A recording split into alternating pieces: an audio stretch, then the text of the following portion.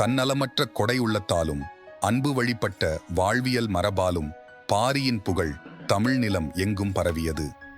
மூவேந்தர்களான சேர, சோழ, பாண்டியர்கள் அவன் புகழ் கண்டு வெதும்பினர். பரம்பு நாட்டின் நிலவளம் அவர்களின் கண்களை உறுத்தியது. பாரிக்கு எதிராக தனித்தனியே அவர்கள் மேற்கொண்ட போர் முயற்சிகள் கைகூடவில்லை. இறுதியில் மூவேந்தர்களும் ஒன்றிணைந்தனர்.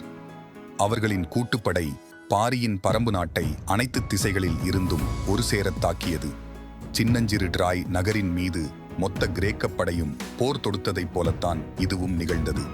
தலையானங்கானத்துப் போர், வெண்ணிலைப் போர், வாகை பரந்தலைப் போர், கழுமலப்போர் என சங்ககாலத் தமிழகம் குருதி பெருக்கெடுத்து ஓடிய எண்ணற்ற போர்க்களங்களை கண்டது.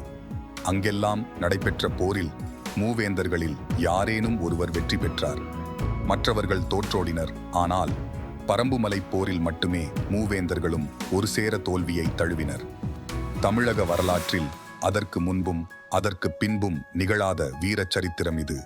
இயற்கைக்கும் மனிதனின் பேராசைக்கும் இடையில் இன்று நடக்கும் போராட்டத்தின் ஆதி வடிவம்தான் வேள்பாரியின் கதை. திரும்பும் திசையெல்லாம் அருவி கொட்டும் குறிஞ்சி நிலத்தில் அந்த அருவி நீரினும் குழுமையுடைய பாரியின் கரம் பற்றி நடக்க வாருங்கள்.